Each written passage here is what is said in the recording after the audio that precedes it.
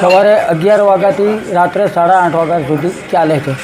Sandwich, વડા, pakoda, kachori, vada sandwich, kachori sandwich, pakoda sandwich, Jain item બધી સંપૂર્ણ જૈન જ આઈટમ છે। ફક્ત તમે એમ કહો કે બટાકા નાખો તો જ અમે નાખીએ, અને લસણ પણ અલગ રાખીએ, કાંદો પણ અલગ રાખીએ, બાકી સંપૂર્ણ જૈન આઈટમ છે।